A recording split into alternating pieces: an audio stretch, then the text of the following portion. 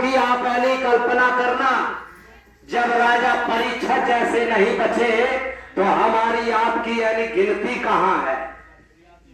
कलयुग का जब आगमन हुआ था तो उस समय के राजा परीक्षित प्रथम राजा थे कलयुग के। जब कलयुग आया उसी समय परीक्षित महाराज राजा बने और कलयुग के जरा से ही चपेटे में आए और धराशायी हो गए। उस समय के वक्त के गुरु, वक्त के मसीहा वेदा व्यास जी, श्रृंगी ऋषि महापुरुष मौजूदा हालत में थे। उन्होंने देखा कि ये यानी कलयुग की चपेट में राजा परीक्षित आ गया और यानी श्रृंगी ऋषि से श्रापित करवा दिया। लेकिन नरक में जाने से नरक में न जाने पाए। उस समय वक्त के गुरु, वक्त के मसीहा, क्योंकि धर्मनिष्ठ राजा थे, उन्होंने उनको बचा लिया। आप समझ लीजिए बचा लिया कैसे। जब श्रापित हो चुके राजा परीक्षित, तब उन्होंने आगाह किया गया कि आपकी साथ में जिन्हें मृत्यु हो जाएगी। तब उन्होंने कहा मैं तो पूरे जीवन राजपाट करता रहा और अपने लिए कुछ नहीं किया। जाकर के वेद व्यास जी की शरण पहुंचे और उन्होंने कहा प्रभु अब 7वें दिन हमारी मृत्यु हो जाएगी, अब बताइए हम क्या करें। तब उन्होंने कहा सत्यम दिवस आपके शेष बचे हैं, ये आप पहली भक्ति कार्य में लगा दो। तो राजमहल में सत्संग और कथा भागवत जो भी उस समय चल रहा था, उन्होंने तत्काल आयोजन करवाया और 7 दिन तक बराबर उनके महल में, उनके घर में और जहां भी यानी राजा बैठे बराबर श्री सुखदेव जी महाराज उस समय यानी उपदेश कर रहे थे और 7 दिन तक उनको सत्संग सुनाया और सत्संग 7 दिन में सुना करके पूरे जीवन का अध्यात्म ज्ञान करा करके और उनको अधोगति से बचा लिया। मेरे प्यारे भाई और बहनों, गुरु महाराज अपना जीवन बराबर आपको समय देते रहे और सत्संग के लिए प्रेरणा देते रहे। अब आप कहते हो मेरा सत्संग में जाएंगे ये काम बिगड़ जाएगा, वो बिगड़ जाएगा। अरे तुम्हारा कुछ नहीं बिगड़ जाएगा। बिगड़ने की बात तो ऐसी है कि तुम्हारा और हमारा संसार ही बिगड़ जाएगा। जब शरीर ही नहीं बचेगा तो सब कुछ बिगड़ जाएगा। अब आप बताइए यहाँ से कोई कुछ लेके गया है क्या आया है? ना कुछ लेके जाओगे और ना लेकर के कुछ है कोई आया है।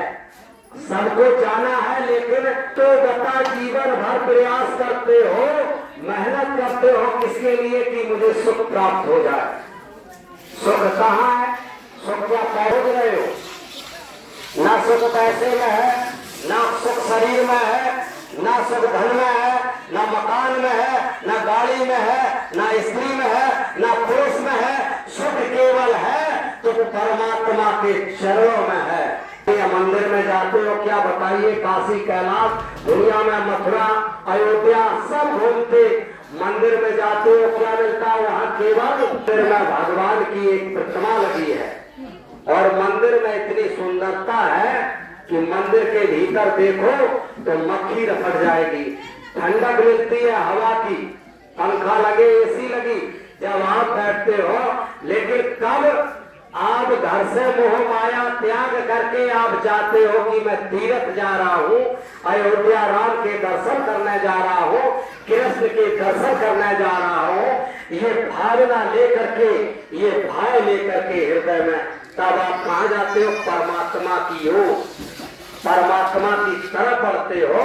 और जब परमात्मा के प्रतिबंध के सामने आप बैठते हो तब आपको आनंद का अनुभव होता है, आनंद का अनुभव होता है।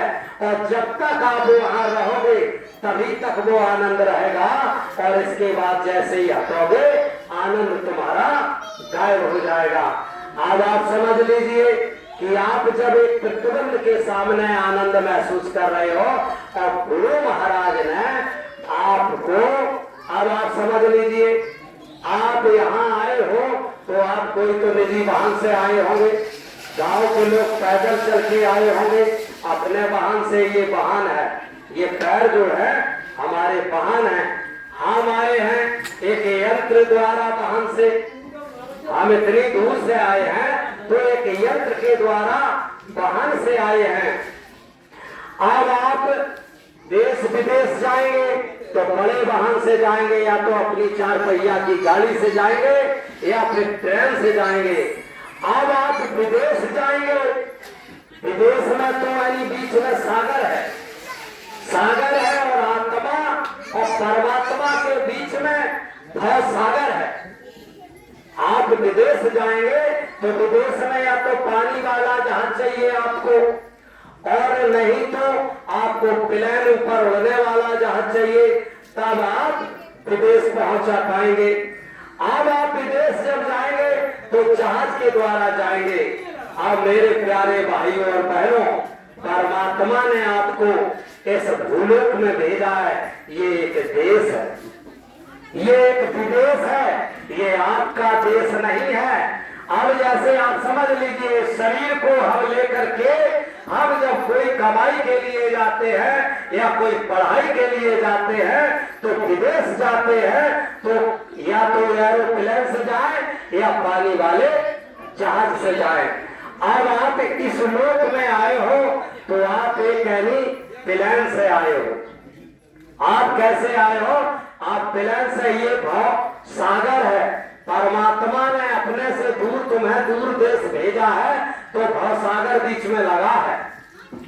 अब भव सागर पार करने के लिए आपको एक प्लेन की जरूरत है, आपको प्लेन की जरूरत है। यहाँ हमारे कुछ गुरु भाई बहन बैठे हैं और कुछ जो गुरुमुखी नहीं है वो भी भाई बैठे हैं, भाई बहन। तो आप गौर करना कि अब आप यानी परमात्मा से परमात्मा के लोग या अपने घर वापस जाएंगे। जैसे हम विदेश जाएंगे और जब हम अपने देश आएंगे तो प्लेन का सहारा लेना पड़ेगा।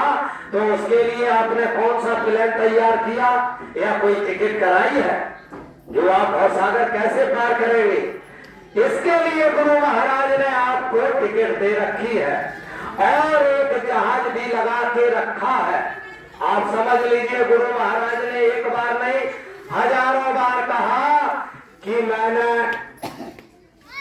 नाम रूपी जहाज इस भूलोक पर लगाया है और पूरे संसार की जीवात्माएं उस नाम रूपी जहाज में बैठ जाएं तब भी एक सीट खाली रहेगी। मेरे प्यारे भाई और बहनों, ये नाम रूपी जहाज गुरु महाराज ने लगाया है। अब इसकी टिकट आपको कटवानी है। गौर से समझना, जिन लोगों ने नाम रूपी जहाज की टिकट ले रखी है, अब आप समझ लीजिए उसका एयरपोर्ट भी होगा। क्या वो खड़ा कहाँ होगा और आप चढ़ोगे कहाँ से? उसकी सीढ़ियां भी होंगी।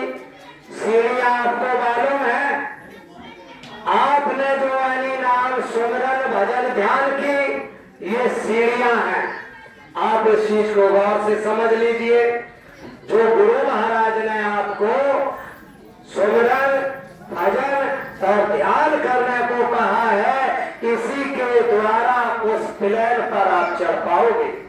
अन्यथा की स्थिति में आप नहीं चढ़ पाओगे, क्योंकि सुमिरन यदि नहीं करोगे, टिकट लेकर के जेब में रख ली और आप प्लेन के पास जाएंगे नहीं, सीढ़ियां चढ़ेंगे नहीं, तो आपकी सीट आपको मिलने वाली नहीं है। इस चीज को आप जान लीजिए, गौर करना। जय गुरुदेव। आप यदि सुमिरन नामदान आपको गुरु महाराज ने ये टिकट आपकी काट दी नामदान के रूप में, आपने पर्ची कटाई की नहीं कटाई? नामदान जब लिया, नामदान रूपी जब आपने पर्ची ली तो समझ लीजिए गुरु महाराज ने आपकी प्लेन की टिकट काट दी। अब आपको सुमिरन और भजन और ध्यान ये नियम से आपको करना है। यदि आप सुमरन भजन ध्यान नहीं करेंगे तो आप प्लेन पर नहीं चढ़ पाएंगे। और गुरु महाराज ने एयरपोर्ट कहाँ लगाया अपना? आपका भवसागर भक्ति का एयरपोर्ट आपका मथुरा में। मथुरा जो गुरु महाराज ने एयरपोर्ट बनाया है सारी जीवात्माओं को चढ़ने के लिए, वहीं से गुरु महाराज ने इस नाम रूपी जहाज का प्रचार प्रसार किया कि नहीं किया? तो आपका एयरपोर्ट है मथुरा। इस चीज को आप गौर करना और समझ लेना। अब जब सुमरन भजन ध्यान करेंगे तो आपको अंतःकरण में, आप समझ लीजिए, हम लोग मंदिर मस्जिद गुरुद्वारा गिरजाघर कहीं भी आप भगवान को खोजो, कहीं भगवान मिलने वाला नहीं। एक बार भगवान नारायण ने एक सभा बुलाई और कहा कि हम मनुष्य से बहुत परेशान हैं। बोले कैसे? कि मनुष्य जरा सा तकलीफ में आता है और मुझे खोजने लगता है, जरा सा उसको कष्ट मिलता है तो मुझे खोजने लगता है। हम इससे बड़े दुखी हो गए हैं, हे नारद, ऐसी जगह कोई बताओ जहां मनुष्य मुझे खोज ना पाए।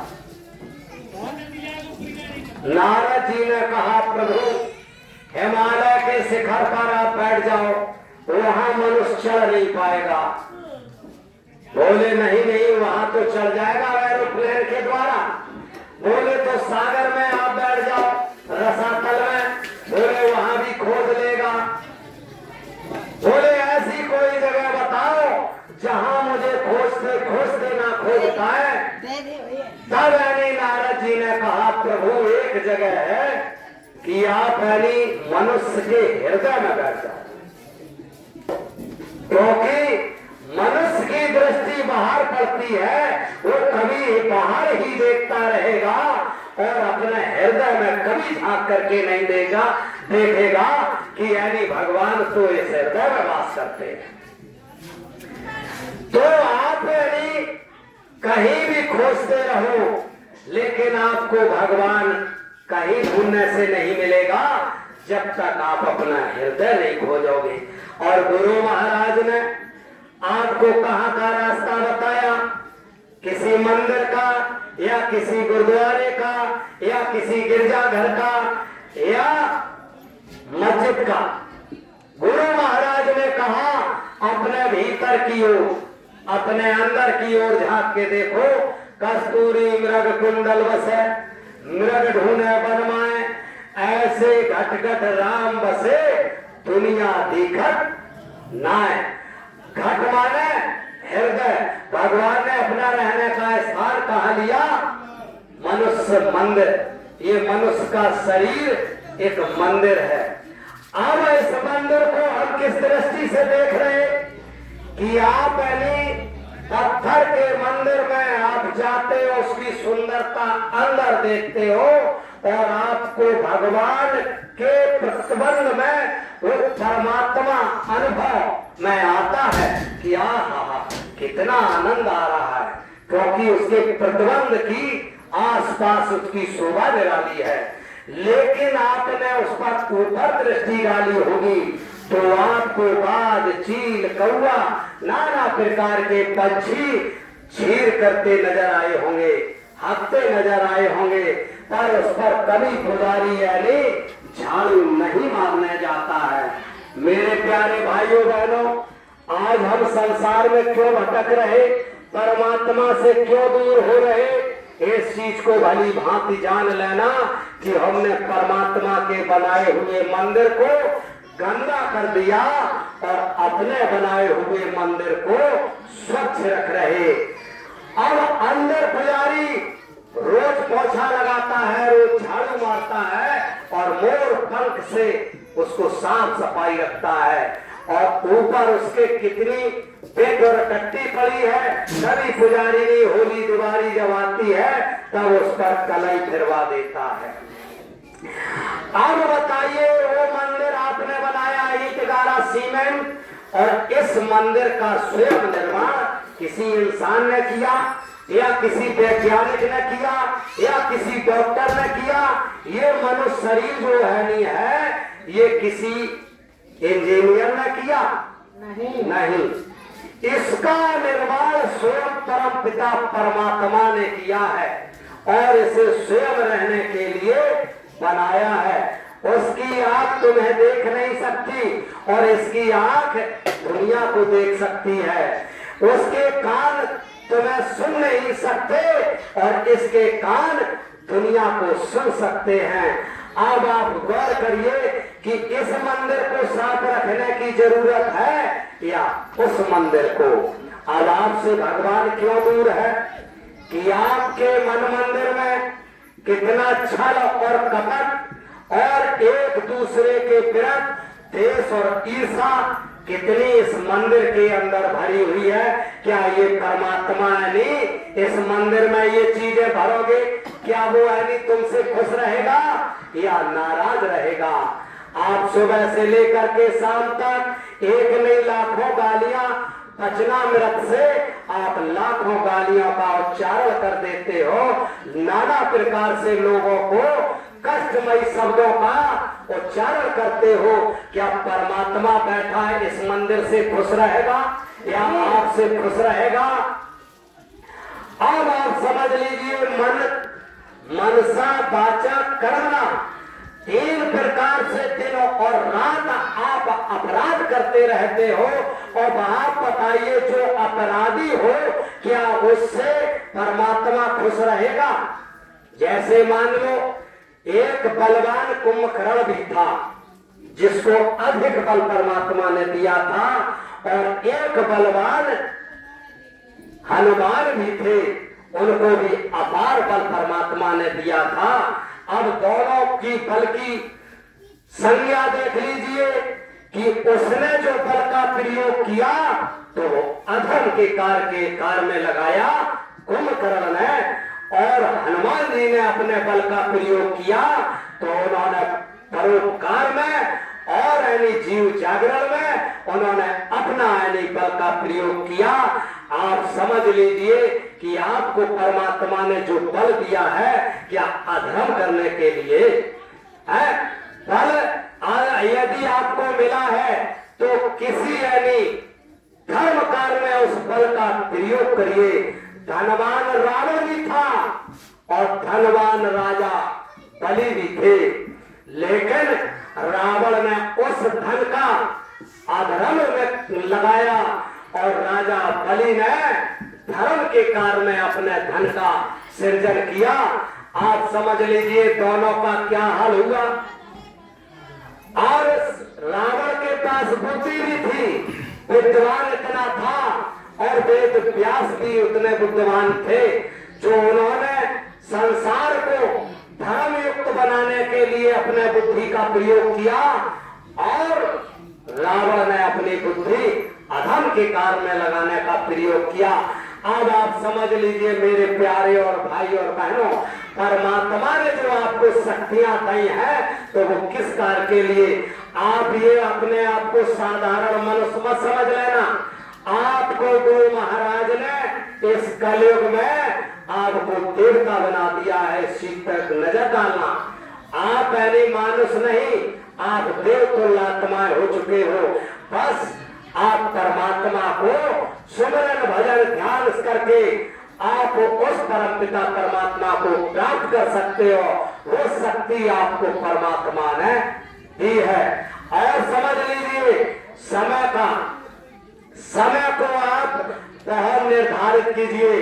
जैसे आत्मा के लिए और अपने घर गृहस्थी काम के लिए, अपने बीवी बच्चों के लिए आप समय से कार्य करते हो, समय से आप हर कार्य करते हो अपने जीवन को चलाने के लिए, अपने बीवी बच्चों के लिए। अब आप समझ लीजिए अपने आत्मा के कल्याण के लिए यदि समय से कार्य नहीं करोगे तो आपसे चूक हो जाएगी और आप पीछे हो जाओगे। कैसे? पढ़ने वाला जो विद्यार्थी समय से नहीं पढ़ता, लगन से नहीं पढ़ता, वो परीक्षा में फेल हो जाता है। और जो विद्यार्थी समय से और लगन से पढ़ता है वो विद्यार्थी पास हो जाता है। मेरे प्यारे भाई और बहनों, सुमरन भजन ध्यान ये ऐसी यानी आपको यानी सीढ़ी है, इससे आप अगर सुमरन क्या है? गुरु महाराज ने कहा कि सुमरन आपका छूटना नहीं चाहिए। ये जो सुमरन आप यानी कर रहे हो तो यहाँ से आत्मा और परमात्मा की दूरी नेक नहीं बहुत है, और वैसे तो एक पल की दूरी है, एक पल की, केवल एक कागज से भी पतली एक झिल्ली की पर्दा आपके बीच में है। परमात्मा तो मिल जाएगा, लेकिन उसको खोजने के लिए आपको संघर्ष करना पड़ेगा। जैसे कि आपने देखा हो ये वृक्ष खड़ा है, ये हरा वृक्ष है, आपको दिखाई आग नहीं देती, आप तो कहोगे इसमें पानी भरा है, लेकिन मैं कहता हूं इसमें आग भरी हुई है। हरे वृक्ष में आप कहोगे पानी है, मैं कहता हूं आग है, लेकिन अतकी रगड़ करे जो कोई, चंदन से अग्नि प्रकट होई।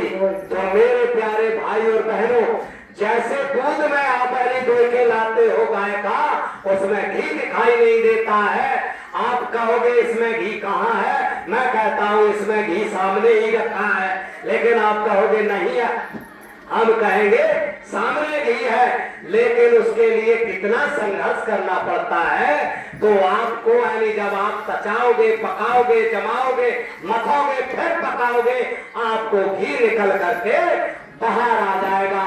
मेरे प्यारे भाई और बहनों, इसी प्रकार से ये आपका शरीर दूध की तरह है, और इसमें घी रूप में परमात्मा शरीर में आपके वो मालिक बैठा है। सुमरन भजन ध्यान यदि आप एकाग्र होकर के और लगन से आप तन मन से यदि करते रहे, तो परमात्मा एक बार आपको प्रकट होकर के आपको इसी शरीर में मिल जाएगा। जितने भी महापुरुष हुए हैं, आप इतिहास उठा के देख लो, किसी ने परमात्मा का दीदार और दर्शन ना मंदिर में, ना मस्जिद में, ना गुरुद्वारा, ना गिरजाघर में, किसी में वो परमात्मा उनको नहीं मिला। जिसने भी उसका दर्शन किया है इस मनुष्य शरीर में, चाहे वो रविदास हो, चाहे पलटू साहब हो, चाहे गुरु नानक हो, चाहे मीराबाई हो, चाहे गोस्वामी जी हो, कोई भी जितने भी महापुरुष संत आए हैं, उन्होंने इस मनुष्य शरीर में गुरु से दीक्षा लेकर के और उनकी कठिन तपस्या और मेहनत करके, उनकी साधना करके इस मनुष्य शरीर में उनका दर्शन पाया है। मेरे प्यारे भाई और बहनों, इस शरीर को आप व्यर्था जिए व्यर्था मरे, जो जिए ना आपके लिए, अरे मरो तो या मरो, जो याद करे सभी। ये मनुष्य शरीर आप खा पी करके इसको हानि धीरे धीरे गमा दे रहे, सांसों की बोझी व्यर्था एक एक करके ये चली जा रही है। ये मिला है साधन धाम मोक्ष कर द्वारा, ये ही मनुष्य शरीर है केवल आपका। ये मनुष्य शरीर में ही साधना कर सकते हो, नहीं तो आप देख लीजिए 84 लाख जीवात्माएं इस मनुष्य शरीरों में भटक रही हैं। कोई शरीर ऐसा नहीं है जिससे कोई जीव साधना उस परम पिता परमात्मा की कर सके, लेकिन मनुष्य शरीर एक ऐसा है जिससे आप साधना कर सकते हो, सुमरन कर सकते हो और उस मालिक का ध्यान कर सकते हो। आप समझ लीजिए, आप इससे आप साधना सुमरन भजन ध्यान क्यों नहीं बनता आपसे, आप इस चीज को समझ लीजिए। जैसे मंदिर के ऊपर गंदगी छा गई, जब होली दिवाली आएगी तो उसकी गंदगी हटेगी और तब कहीं वो ऊपर साफ होगा। अब मनुष्य शरीर में आपने क्या कर रखा है कि आपका मन खराब हो गया, आपका तन भी खराब हो गया। आपने जब तन और मन सब खराब कर लिया, और तन कैसे खराब हो गया, आप इस शरीर पे दिन और रात इसे देखते रहते हो कि हम सबसे सुंदर लगे, सबसे अच्छे लगे, सबसे सुंदर लगे, सबसे नीचे लगे, और इस पर नाना प्रकार की कलाई आप पोतते रहते हो।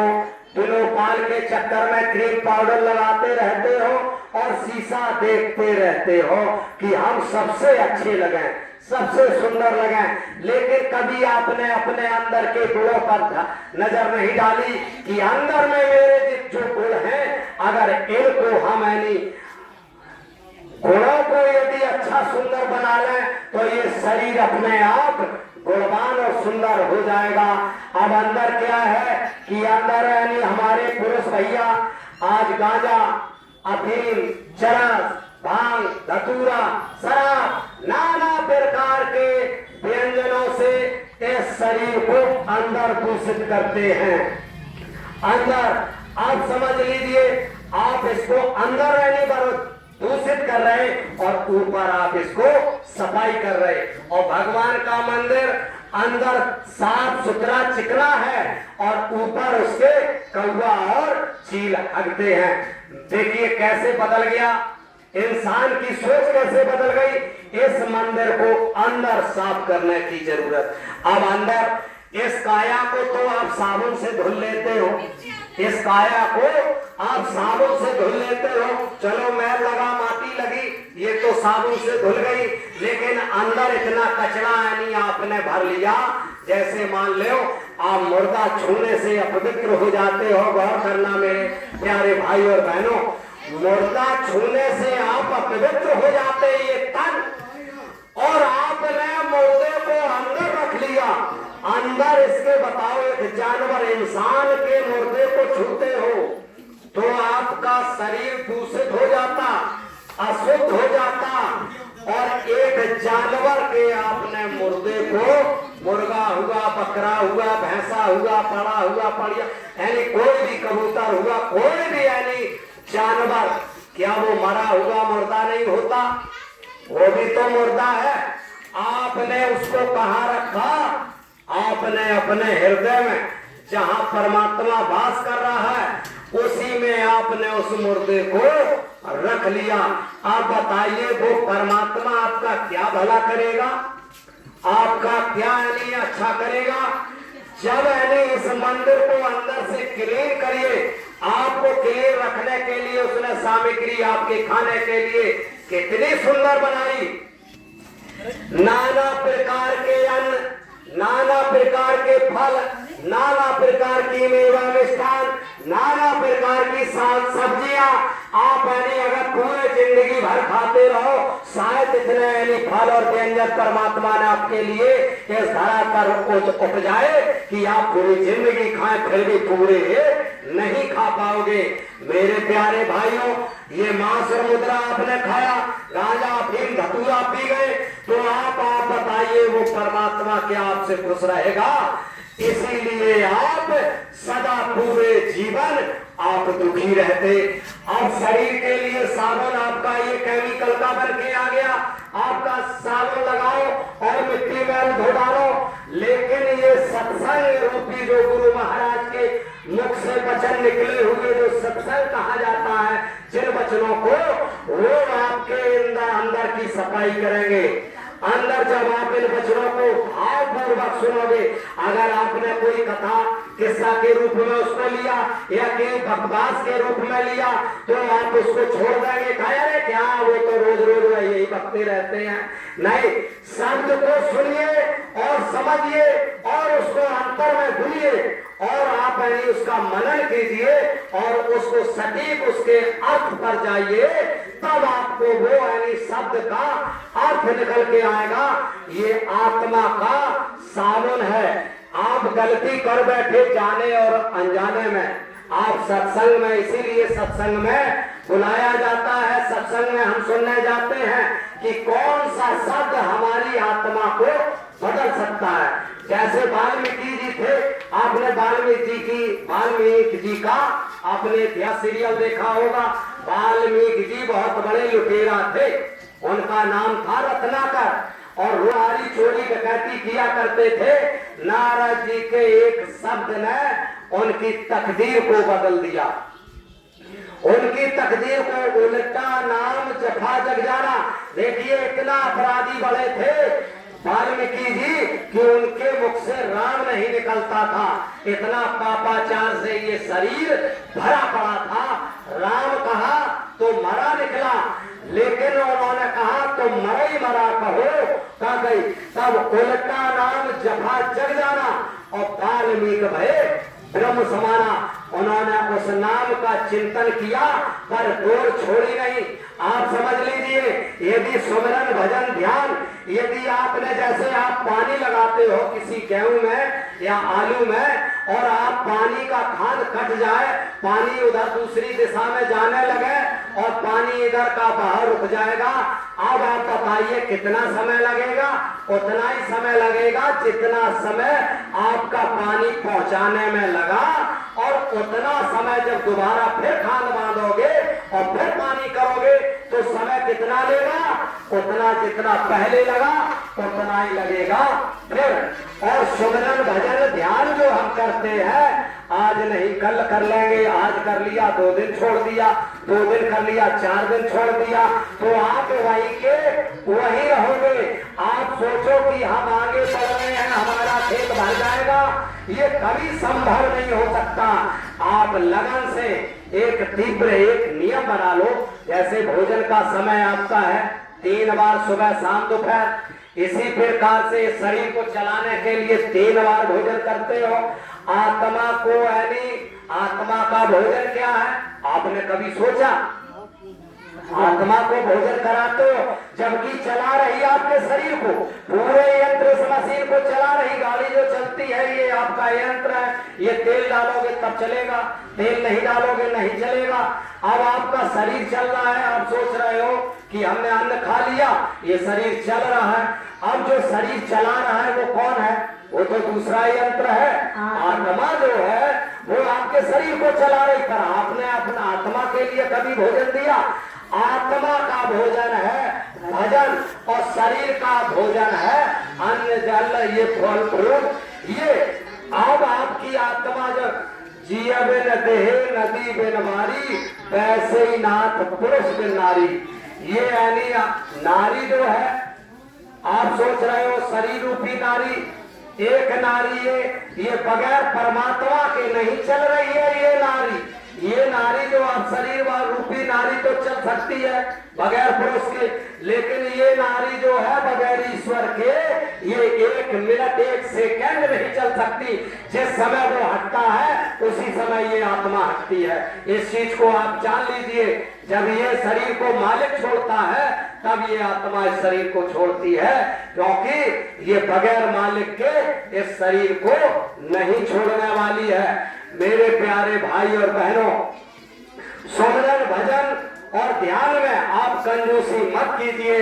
और देखिए सत्संग किस लिए होता है, सत्संग क्यों होता है? बहुत सारी आत्माएं पापाचार करती हैं और वो समझ नहीं पाते क्योंकि उन्हें ज्ञान नहीं होता। जब हम थे तब हरि नहीं, और हर थे तब मैं नहीं। जब मुझ में अंधकार था तब मुझे हरि का ज्ञान नहीं था, और जब हरि का ज्ञान हुआ तो अंधकार दूर हो गया। मेरे प्यारे भाई और बहनों, अंधकार कितना भी छा जाए, यदि एक दीपक छोटा सा जला दीजिए तो अंधकार गायब हो जाएगा। इसी प्रकार से इस शरीर के अंदर अज्ञान रूपी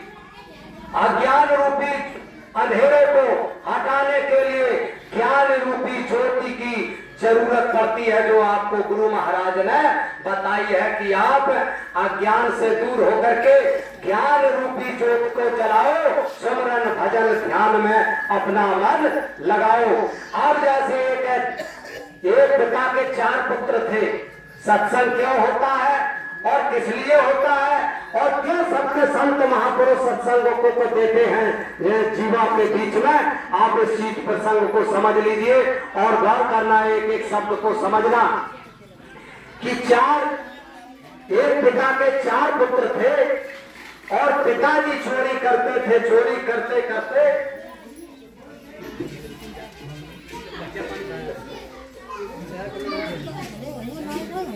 तो पिताजी चोरी करते थे। अब पिताजी वृद्ध हो चले, अपना बिजनेस उनको सौंपा जाए तो उन्होंने कहा इन बच्चों को अपना बिजनेस कारोबार सब अपने बेटों को तो सौंप के जाते हैं। तो उन्होंने सोचा कि अब ये धंधा यानी इनको दे दिया जाए। तो बच्चों से कहा कि देखो भाई चोरी हमारे करते करते हमारा जीवन निकल गया और चोरी तुम भी यानी सीख लो, और अपने जीते जी अपना धंधा सिखा दिया। और सिखा करके एक बात उन्होंने कहा कि कहीं सत्संग होता हो, कहीं भागवत होती हो, कहीं कथा होती हो, कहीं गुरु की चर्चा होती हो, तो उधर आप भूलकर मत जाना और उनकी कथा कभी मत सुनना, गुरु का सत्संग मत सुनना। तो बच्चों ने कहा इससे तो मेरा डर नहीं तो तुम्हारा धंधा चौपट हो जाएगा। मेरे प्यारे भाई और बहनों, वो पिताजी की बात बच्चों ने मान ली और चोरी चकारी करने लगे। इधर क्या होता है कि एक बार वो एक गांव में चोरी करने निकले और बड़ी चोरी करनी थी। रास्ते में ऐसे जैसे अपना सत्संग हो रहा गुरु जी का, तो उस समय के वक्त के गुरु होंगे मसीहा, तो वो सत्संग सड़क किनारे दे रहे। अब चोरों का मार्ग था ऐसा, अब उन्होंने सोचा कि अब किधर से जाए, रास्ता केवल यही है। तो सोचा कि कान में उंगली डाल लो और जहां तक आवाज जाएगी तहां से निकल जाएंगे। और जैसे ही यानी गुरु जी के पास से निकले, रास्ते में तुमने देखा हो लोग ज्यादातर बैल और बकरियां और भैंसियां बांधते हैं, खूंटा रास्ते ही में मिलेंगे आपको उनके दरवाजे। तो भैंसे बनी थी, तो एक यानी क्या नाम उसी समय जैसे ही रस्सी पगैया नांगी और नांग करके पड़वा खड़ा हो गया, तो वो एकदम उलझ गए भाई में। अब पाना भड़बड़ा के गिरे तो एकदम दोनों वाली कानन से उंगलियां निकल गई। गुरु जी उस समय बोल रहे थे कि देवता की परछाई नहीं होती, ऐसा उन्होंने कहा कि देवता की परछाई नहीं होती और उनके पग चिन्ह नहीं बनते जमीन पर, जमीन पर पग चिन्ह नहीं बनते। अब उन्होंने जाके आगे दूसरे गांव में एक चोर को पता लग गई कि देवता परछाई नहीं होती और पग चिन्ह, उधर जाकर के उन्होंने एक गांव में डाका डाला, राजा के शेख के घर में लूट लिया। अब बड़े आदमी को लूटोगे, छोटे को लूट लिया, कोई सुनवाई नहीं, ना शासन और ना प्रशासन। और बड़े आदमी को लूट लिया तो देखी तुमने कि यानी भैंसियां तक खोजते हैं पुलिस वाले। तो इधर क्या हुआ, जैसे खबर गई, देखा सुबह लुट गया खजाना, तो एकदम ही फौज फाट पूरी पुलिस बहुत चारों लाख एकदम ही धूल खकोरी पड़ी। तो पुलिस को शंका हो गई, किसी गुप्तचर ने सूचना दी कि ये लोग और चोर हैं।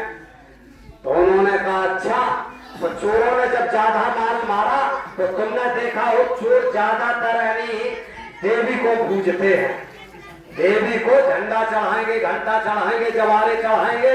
तो उनका प्लान बना कि आज चलो यानी शीतला माता को घंटा और जवारे और झंडा चढ़ाएंगे धूमधाम से। तो वे पूजा कर रहे।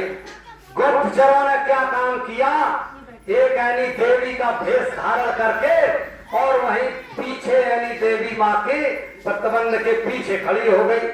और जब वो आरती यानी करने लगे और देवी माँ ने आवाज लगाई, ऐ चोरों, तुमने आज बहुत माल मारा है और तुमने देवी माँ को ये थोड़ा सा खर्चा किया है, ज्यादा खर्चा से करना आपकी बात खड़ा नहीं। अब चोरों ने सोचा कि अरे देवी माँ तो प्रकट हो गई। अब चोर बड़े सतर्क हो गए। जो चोर था उसका एकदम ध्यान गया गुरु महाराज की वाणी पर गौर करना, शब्दों पर इस कहानी को समझना और शब्दों को समझना कि चोर का ध्यान तत्काल गुरु महाराज के सत्संग पर गया कि गुरु महाराज कह रहे थे कि चोर के परछाई नहीं होती और पग चिन्ह नहीं बनते। इधर क्या हुआ, उन्होंने जोत जलाई और आरती संध्या आरती करने लगे। अब भाई कोई आदमी खड़ा हो पीछे तो वह तो परछाई दिखाई दी है। अब चोर की दृष्टि वहां देवी माँ के प्रतिबंध पर गई तो देखी, अच्छा उसने कहा नजर रखेंगे ये जाति है या यही व्यक्ति है। तो उन्होंने जैसे ही देखा आरती समाप्त हुई और जो गुप्तचर था उसने एकदम ही अपना रास्ता नैप चुका और रास्ता एकदम बदला। तो देखे अच्छा एकदम ही जाकर के उन्होंने आगे कहा, जब निकले मंदिर से तो देखे कि यानी देवी की चिन्ह देखे पग के, तो वो जूता के पैर बने हुए। उनने की हमको लग रहा है सीआईडी लग गई, खतरा हो गया। अब इधर किया हुआ गुप्तचर ने ऐलान कर दिया पूरे जिले का शासन प्रशासन और उनके घर पे नहीं आगे। अब इधर किया हुआ चोरों ने एकदम वहां से मंदिर से निकले और पूरा माल खजाना भरा और एकदम में एक लोडर किया और लोडर लेकर के और भरा अपना उत्तर प्रदेश छोड़ के डायरेक्ट गुजरात पहुंच गए। अब इधर किया हुआ जैसे ही यानी भोर हुआ, चारों तरफ से पुलिस फोर्स ने गांव घेर लिया। अब गांव घेर लिया, जैसे ही एकदम छापा घर पर मारा तो चोर हो गए, चोर तो गायब। अब उन चोरों ने गांव में फोन लगाया, कई यार दोस्त होते हैं, उन्होंने फोन लगाया कि ये बताओ गांव में क्या समाचार। बोले अरे गुरु निकल गए तुम लोग, आज फिर माल के बरामद हो जाते और आजीवन कारावास होती, पुलिस तुम्हारी नस नस तोड़ देती। तब उन्होंने कहा अच्छा कि लगता है सीआईडी के रूप में वो देवी बन करके आई थी। तो उन्होंने कहा देखो एक धोखा में, एक धोखे से यानी संत सतगुरु की बाणी मेरे कानों में पड़ गई और हमारा आज जीवन और माल पूरा सेफ हो गया और हम भी बच गए, मेरा माल भी बच गया। और यदि इन गुरु का यदि सत्संग रोज सुना जाए तो हमारा लोक भी बन जाएगा और परलोक भी बन जाएगा। लिहाजा अब चलिए, हो सकता है पिताजी को इस चीज का ज्ञान नहीं था और हमको गलत रास्ता बतला के वो तो चले गए, लेकिन गुरु महाराज की वाणी ने मुझे सही मार्ग बता दिया कि यदि रोज सत्संग सुनोगे तो तुम भी सुरक्षित रहोगे, तुम्हारा परिवार भी सुरक्षित रहेगा। तो इसी बीच में उन लोगों ने आकर के उस समय के वक्त के मसीहा गुरु जो थे, दीक्षा ग्रहण करके और अपना यानी चोरी चपाटी का धंधा छोड़ करके अपना यानी बिजनेस धंधा करने लगे और अपन भी सुरक्षित हो गए, परिवार भी सुरक्षित हो गया। तो मेरे प्यारे भाई और बहनों, आपने अमूल कीमती समय दिया, शब्दों को गौर से समझिए। परिवर्तन केवल एक शब्द से हृदय परिवर्तन होता है। जब हृदय परिवर्तन अगर हो जाएगा तो आपका लोक भी बन जाएगा और परलोक भी बन जाएगा। इसी बीच में हम अपनी वाणी को विराम देते हैं और जाने और अनजाने में यदि हमारे शब्दों में कोई त्रुटि अगर हो गई हो तो अपना छोटा बच्चा समझ के मुझे क्षमा कर देना।